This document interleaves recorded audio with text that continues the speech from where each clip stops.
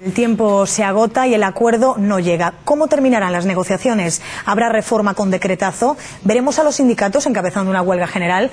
Vamos a hablar de este asunto en los próximos minutos. Lo hacemos con la ayuda de don José Luis Fernández, el secretario de Comunicación de Unión Sindical Obrera. Muy buenas tardes. Buenas tardes. Bueno, pues el fin de semana, desde luego, ha sido muy intenso en cuanto a negociaciones, pero de momento, por lo que estamos viendo, no hay acuerdo. ¿Creen que el Ejecutivo quiere realmente evitar a toda costa tener que aprobar esto mediante decretazo? Y si al final lo hacen, ¿estarían haciendo lo correcto? Bueno, yo creo que están intentando evitar una medida de ruptura poniendo todos los medios a su alcance, ¿no? A nosotros nos parece que esto es como el mal estudiante, es decir, que deja para última hora la preparación del examen y ya sabemos que los atracones finales no dan siempre buen resultado. Es decir, nos parece un poco lamentable que durante este fin de semana hayan tenido este ajetreo y no hayan hecho nada durante 2 años, ¿no? Es decir, a nosotros nos parece que esto es síntoma de que no es posible un buen acuerdo, desde luego un buen acuerdo para los trabajadores.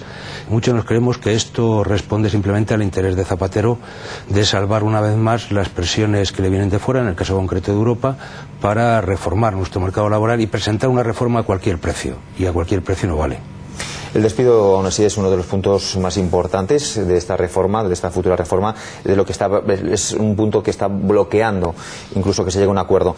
¿Qué alternativas puede haber al abaratamiento del despido? Bueno, yo creo que es un desenfoque inicial, es decir, en este país donde estamos ya próximos o estamos encaminándonos a los 5 millones de parados, que el gran núcleo de discusión sea cómo despedimos más gente, simplemente nos parece una aberración. Desde el punto de vista de la confianza y de generar optimismo e ilusión a los ciudadanos españoles, que con la que está cayendo lo que simplemente se esté debatiendo es cómo ponemos más gente en la calle y de manera más barata, simplemente es un despropósito.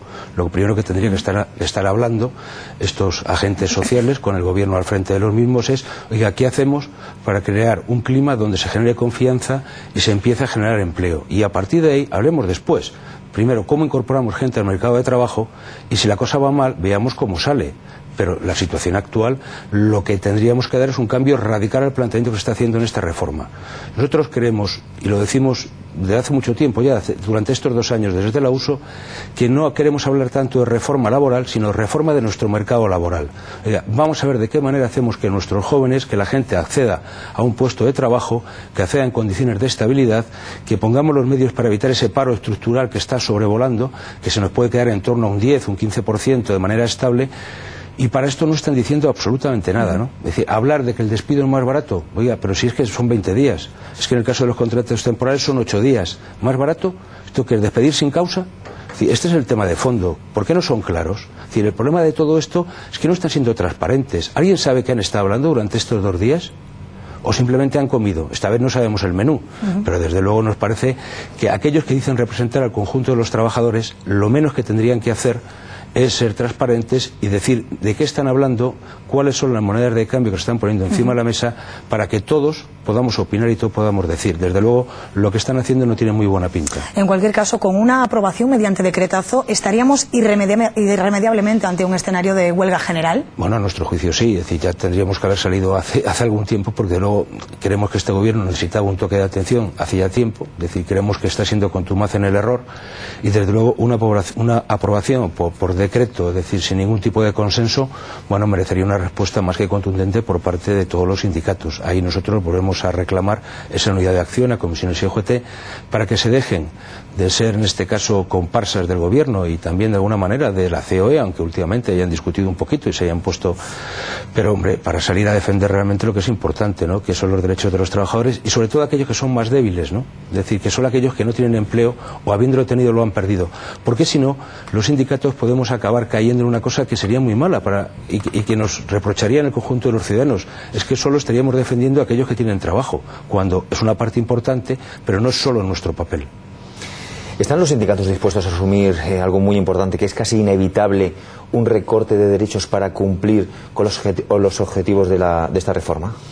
Pero es que yo creo que una reforma buena no tendría que comportar un recorte de derechos. Los derechos están ahí y seguramente los derechos que tienen los trabajadores ahora no son los responsables de que tengamos la situación de crisis ni la situación actual del mercado laboral. Una negociación inteligente llevaría a que todos ganasen en ese proceso y por tanto los trabajadores ganasen en estabilidad, en calidad en el empleo, evitar las rotaciones, mejorarse en su formación y por tanto, fruto de eso, mejorarse en la productividad y la competitividad de las empresas. Los empresarios tendrían gente más cualificada trabajando. mejorarían también su productividad. Ese es el tema de fondo, y el gobierno ganaría la paz social, ganaría empleo, ganaría ingresos, ganaría cotizaciones. Eso que es el planteamiento inteligente. Plantear cómo sacamos gente fuera es recortar ingresos, es recortar derechos, es crear un clima de malestar.